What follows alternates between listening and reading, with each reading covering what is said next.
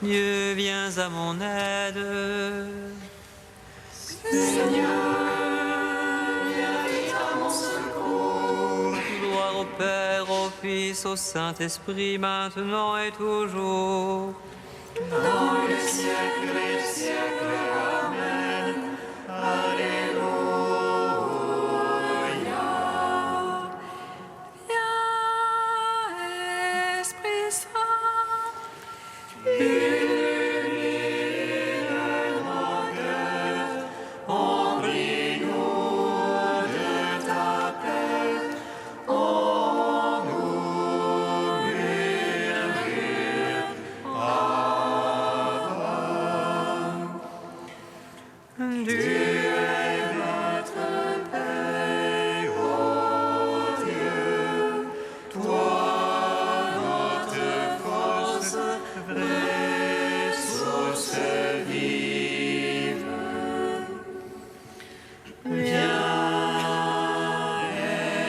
Esprit Saint, illumine nos cœurs, remplis-nous de ta paix.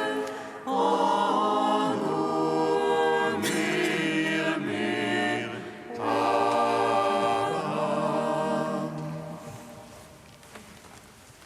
Christ ressuscité des morts, il ne meurt plus. Alléluia, Alléluia, Alléluia. Christ ressuscité des morts, il ne meurt plus. Alléluia, Alléluia, Alléluia. Le premier Adam fut créé âme vivante pour recevoir la vie. Le second Adam est esprit de la vie. Nos corps semés dans la terre ressusciteront pour vivre dans l'esprit. Christ est ressuscité des morts, il ne meurt plus. Alléluia, Alléluia, Alléluia. La mort a été engloutie dans la victoire. Mort, où est la victoire?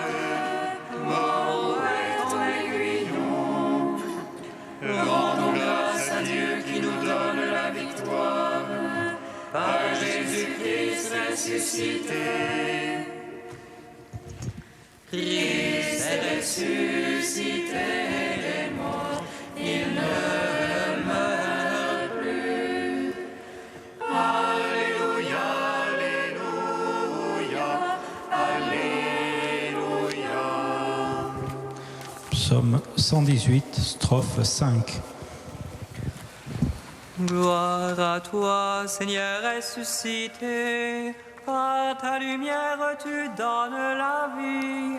Alléluia, Alléluia. Gloire à toi, Seigneur ressuscité, par ta lumière que tu donnes la vie. Alléluia, Alléluia. Enseigne-moi la voie de tes volontés. Je la veux garder en récompense. Fais-moi comprendre et que je garde ta loi,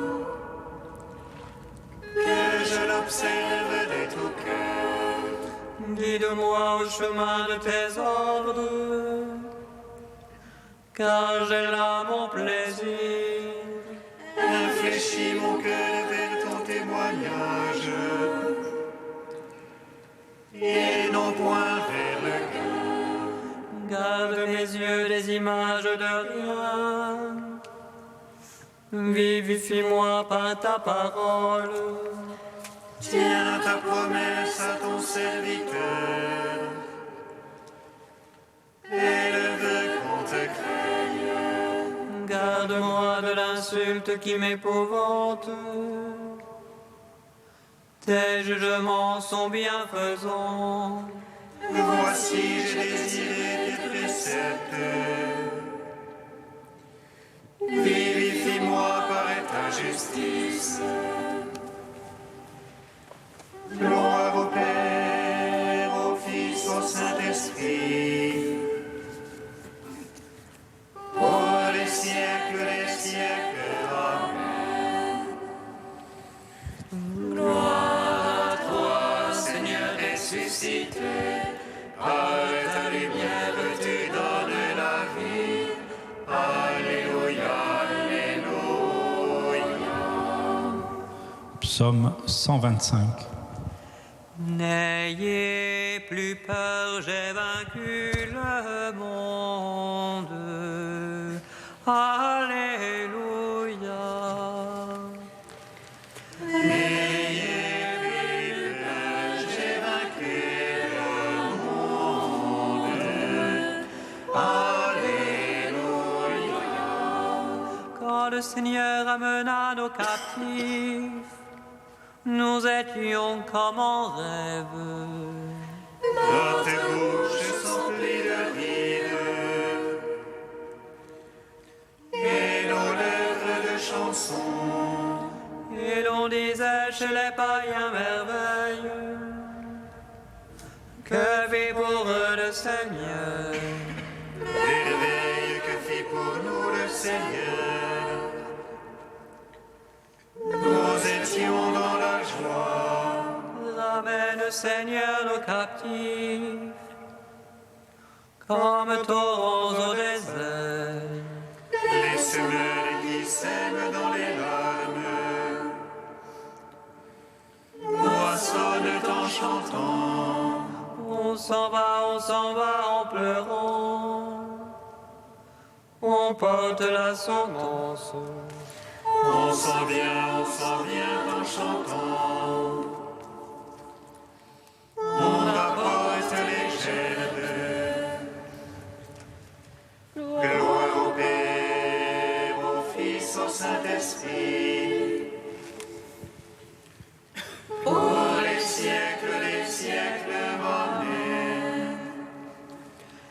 N'ayez plus peur, j'ai vaincu le monde. Alléluia. Psaume 126. Si le Seigneur ne bâtit la maison, en vain peinent les maçons. Si le Seigneur ne garde la ville, en vain la garde veille. En vain tu avances ton lever, en vain tu retardes ton coucher. Mangeant le pain des douleurs, quand il comble son bien-aimé qui dort. C'est la largesse du Seigneur que les fils récompense que le fruit des entrailles. Comme flèche en la main du héros, ainsi les fils de la jeunesse. Heureux celui qui de ses traits a pu remplir son carquois. Sur la place quand il vient en comtesse, il tient tête à ceux qui l'attaquent. Gloire au Père, au Fils, au Saint-Esprit, pour les siècles des siècles. Amen. N'ayez plus peur, j'ai vaincu le monde. Alléluia. Cantique d'Anne, page 252. Mon cœur bondit de joie pour le Seigneur, mon front se relève pour mon Dieu. Ma bouche se rit de mes rivaux, oui, j'exulte en ton salut. Point de saint comme le Seigneur, point de rocher comme notre Dieu. Rien en dehors de toi, moins de paroles hautaines, assez d'insolence à la bouche. Le Seigneur est le Dieu du savoir, ce qu'il a fait dans l'ordre. L'arc des forces se brise, mais les chétifs ont la vigueur pour ceinture. Les rebuts sont gauches pour du pain, les affamés n'ont plus à travailler. Quand la stérile enfante cette fois, la femme aux nombreux fils se flétrit. Le Seigneur fait mourir et fait vivre, il fait descendre aux enfers et en ramène. Le Seigneur appauvrit et enrichit, il abaisse mais aussi il relève. De la poussière il retire le faible, et du fumier il relève le pauvre. Pour l'asseoir au rang des princes, lui assigner un trône de gloire.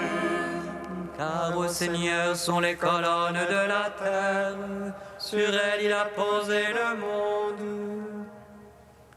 Il veille sur les pas de ses amis, mais les impies disparaîtront dans les ténèbres. Ce n'est pas dans la fosse qu'on triomphe, les rivaux du Seigneur seront brisés. Le Très-Haut tonne dans les cieux, le Seigneur juge les lointains de la terre. Il donne puissance à son roi, il relève le front de son Christ. Gloire au Père, au Fils, au Saint-Esprit, pour les siècles des siècles. Amen.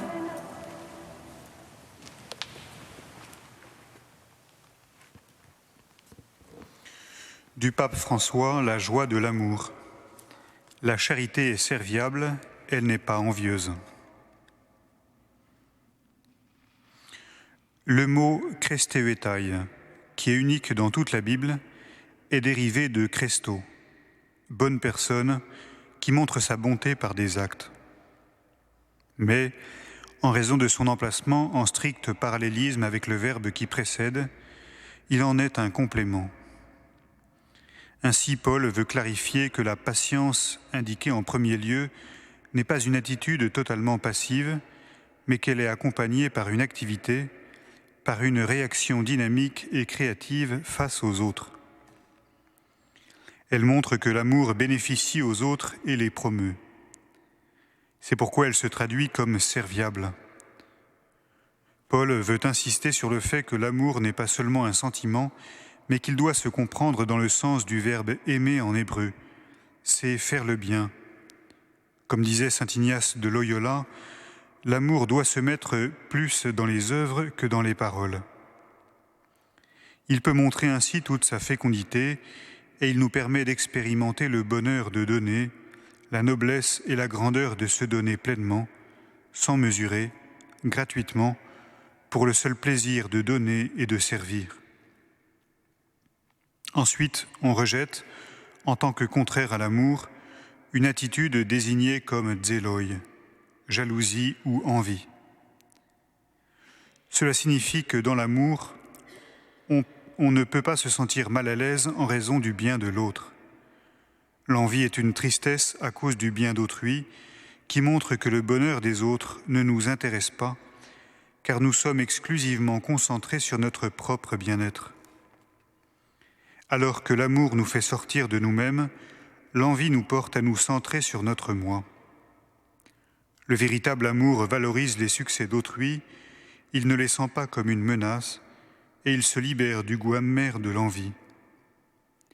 Il accepte que chacun ait des dons différents et divers chemins dans la vie. Il permet donc de découvrir son propre chemin pour être heureux, permettant que les autres trouvent le leur.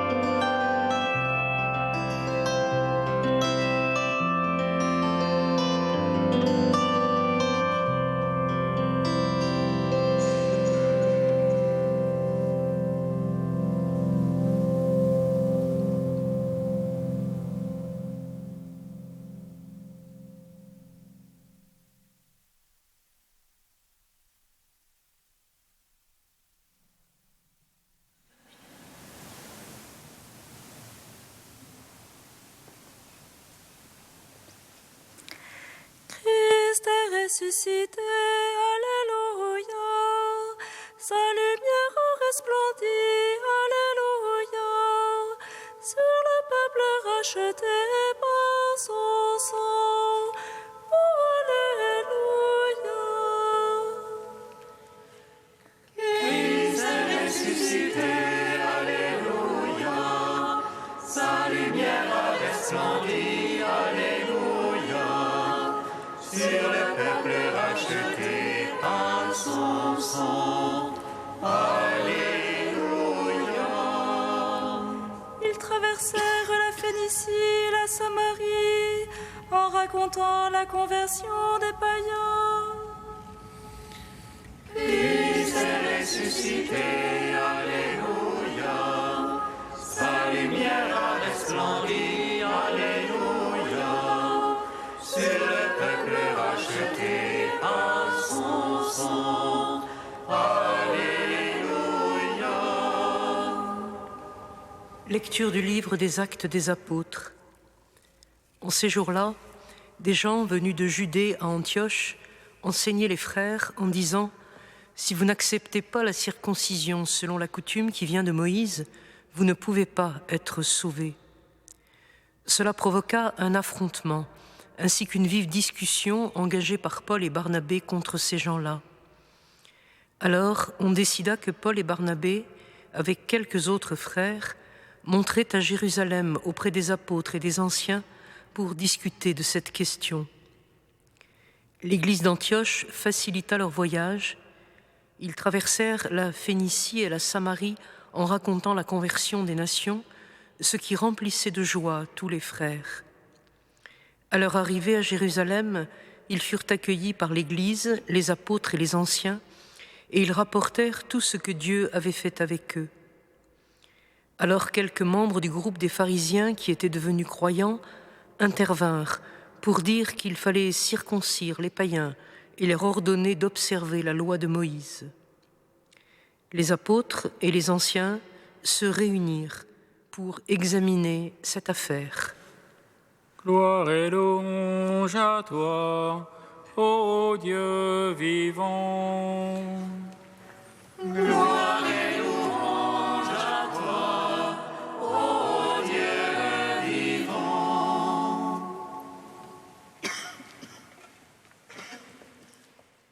Les Actes des Apôtres semblent enfermer la quintessence de l'histoire de l'Église. On y voit se lever les martyrs et s'organiser les communautés, se manifester des dons de prophétie, de guérison et surtout d'amour fraternel. Mais voici que s'élèvent déjà les premières discussions. Dans la première communauté de Jérusalem, des murmures et des jalousies étaient nés entre Juifs et Grecs. Déjà, Pierre, après avoir baptisé le centurion Corneille et toute sa maison, avait dû justifier sa conduite. Et ici, à Antioche, dans cette communauté diverse et vivante, où les disciples ont reçu pour la première fois le nom de chrétiens, voilà que la question est posée dans toute son acuité. Faut-il passer par la circoncision pour recevoir le baptême? Faut-il poursuivre celui qui est venu accomplir la loi et non l'abolir, en conserver toutes les prescriptions? Ou ne faut-il pas surpasser par sa justice ceux qui ne purifient que l'extérieur de la coupe et n'obéir qu'aux commandements nouveaux qui résument toute la loi? C'est toute l'ouverture de l'Église qui est mise en jeu par ce questionnement. Ouverture du peuple élu aux nations païennes, ouverture des communautés organisées à l'étranger, ouverture de chacun à la nouveauté de l'esprit. Et cela pose une difficulté constante, à la fois pastorale et théologique. Une difficulté pastorale, car il n'est pas facile de déterminer avec précision les invariants des pratiques liturgiques ou éthiques. Et on sait tous les problèmes d'inculturation qu'ont posé à l'Église les mutations historiques et les expansions géographiques. Une difficulté théologique aussi, car la loi est sainte, dit Paul, mais, fait-il aussi remarquer, elle ne peut justifier personne devant Dieu. Elle ne peut que servir de pédagogue jusqu'au Christ pour que nous obtenions de la foi notre justification. Vaste débat du rôle de la loi et de la grâce, de la foi et des œuvres. Cette double difficulté est si fondamentale qu'elle se reproduit constamment, tant nous sommes prompts à étouffer l'esprit par un respect chosifiant de la tradition, ou prêts à détourner la liberté de sa finalité réelle, qui est par la charité de se mettre au service les uns des autres. Devant cette tension permanente entre la loi et la lettre, entre la loi et l'esprit, entre la tradition et l'inspiration, nous pouvons regarder l'attitude des premières communautés chrétiennes et nous en inspirer. Nous en tirons une leçon de liberté d'abord.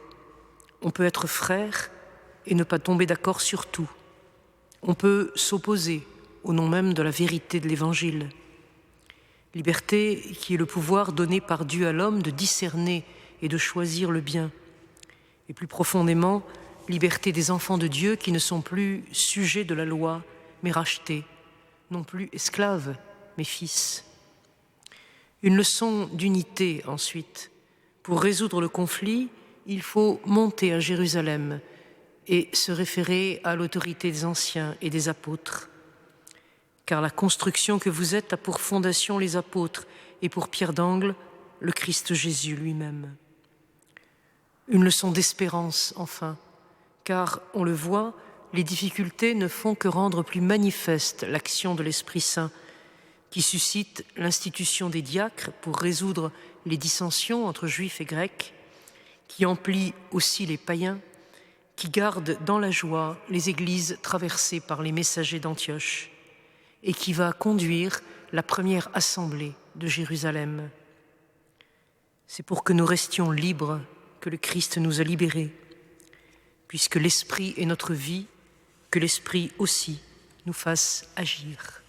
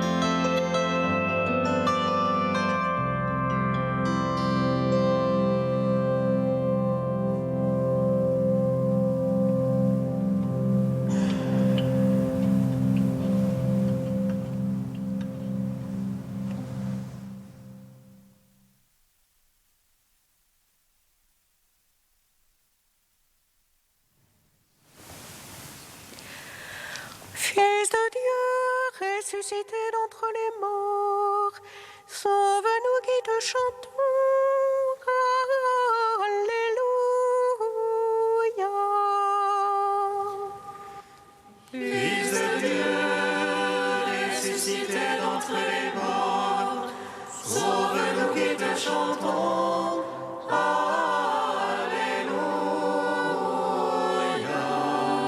Seigneur Jésus, par le baptême, tu nous fais renaître à la vie nouvelle, mais en nos cœurs le désir de te ressembler.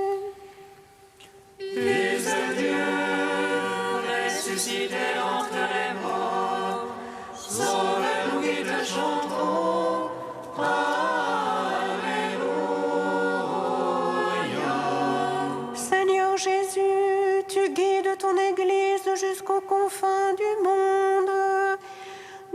ceux qui te cherchent de te trouver, et à ceux qui t'ont trouvé de te chercher encore.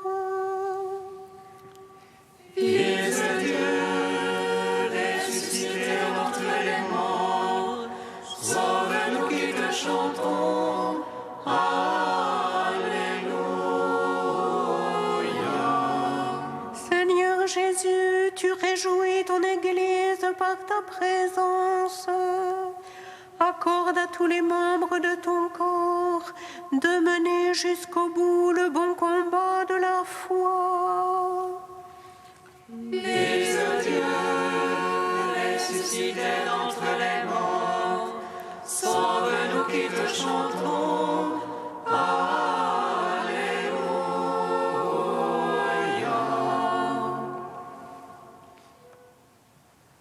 Dieu saint, saint fort, saint immortel, Alléluia.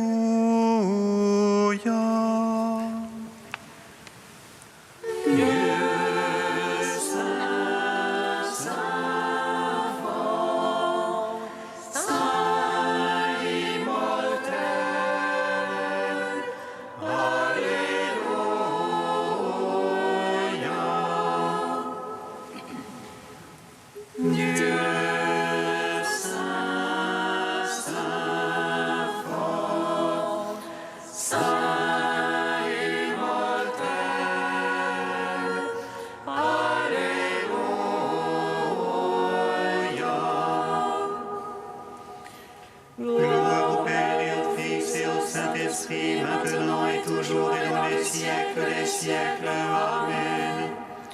Saint immortel, Alléluia.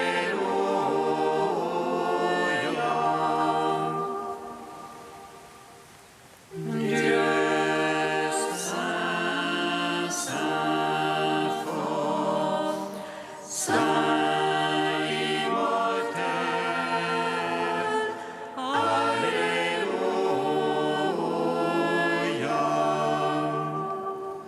comme nous l'avons appris du Sauveur, et selon son commandement, nous osons dire: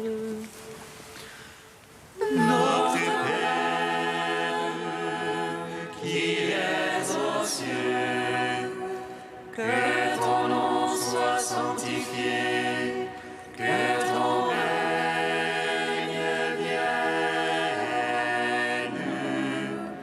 que ta volonté soit faite sur la terre comme au ciel. Donne-nous aujourd'hui notre pain de ce jour. Pardonne-nous nos offenses, comme nous pardonnons aussi à ceux qui nous ont offensés.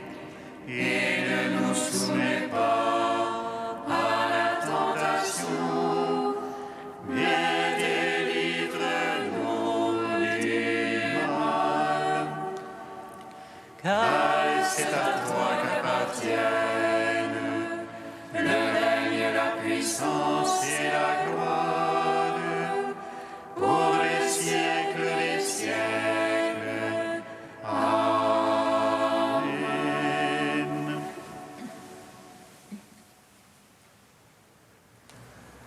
Dieu qui aime l'innocence et la fait recouvrer, oriente vers toi le cœur de tes fidèles. Tu les as libérés des ténèbres de l'incroyance, fais qu'ils n'abandonnent jamais la lumière de ta vérité. Par Jésus-Christ, ton Fils unique, notre Seigneur et notre Dieu, qui vit et règne avec toi dans l'unité de l'Esprit Saint, un seul Dieu pour les siècles des siècles. Amen. Bénissons le Seigneur. Nous rendons grâce à Dieu. Amen.